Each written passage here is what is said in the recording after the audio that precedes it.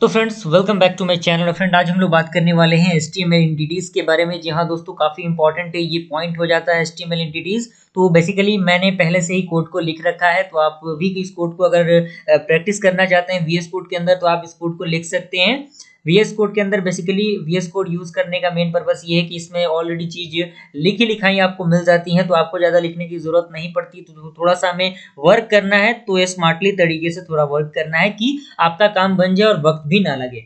तो जैसा कि मैंने यहाँ पे डिव आपको बताया, डिव में हमने एक क्लास जनरेट किया कंटेनर के नाम से, और इसके अंदर हमने दिस इज पैराग्राफ लिखा। अगर आप सिर्फ इतना ही लिख के ये सारे पार्ट नहीं लिखते हैं, यानी ये आपको जो 4 पैराग्राफ दिख रहे हैं, अगर आप चारों पैराग्राफ को अगर हटा देते हैं तो जो आपका होगा दिस इज पैराग्राफ केवल लिख के आएगा, यानी यही आपका इंटरफेस पे, यानी जो लाइव सर्वर होगा आपका वही लिख के आएगा। क्लियर? तो अगर साथ ही साथ आप डिव के अंदर पैराग्राफ दिस इज अनदर, यानी जो आपका अनदर पैराग्राफ है ये, उसके अंदर जो अनदर पैराग्राफ है उसके बीच अगर आप थोड़ा सा स्पेस चाहते हैं तो स्पेस के लिए हमें %NSB यूज करना होगा, जिसका मतलब होता है नो ब्रैकेट स्पेसेस, यानी कोई भी ब्लैंक स्पेस वहां पे क्रिएट नहीं होगा। नो ऑब्जेक्शन के तौर पे ये यूज होता है, तो यहाँ पे आपका यू यूज कर लेना है आपको थोड़ा सा स्पेस, अगर आप इस पैराग्राफ और ए के बीच में स्पेस चाहते हैं तो।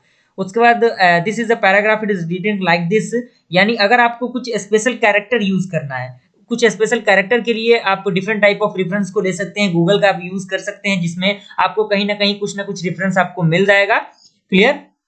और यहाँ पे पाउंड, यानी पाउंड वाला जो सिंबल होता है आपका, जो ये सिंबल आपको VS कोड ऑलरेडी सजेस्ट कर रहा है, आप इसको देख सकते हैं, जो रुपीस वाला कंडीशन होता है वो। और यहाँ पे कॉपी का यूज किया गया है, कॉपी के लिए आपको कॉपीराइट जो आपका होता है उसके लिए यूज होता है, तो उसके लिए हमने एम्परसेंड कॉपी यूज किया है। क्लियर?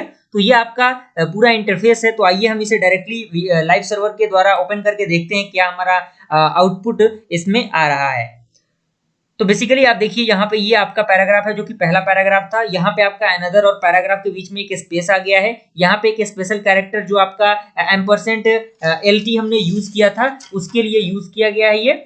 और जो आपका हमारा हमने यूज किया पाउंड के लिए, जो पाउंड के लिए ये आपका सिंबल आ गया, और ये कॉपीराइट का सिंबल आपका आ चुका है। तो ये सारी प्रोसीजर है आपको जो इसमें HTML के अंदर जो VS कोड है, VS कोड थोड़ा सा रेफरेंस आपको प्रोवाइड करता है, तो ये एक फायदा हो जाता है VS कोड को यूज करने का। क्लियर? यहां तक आई होप पूरा कंसेप्ट आपको क्लियर हुआ होगा।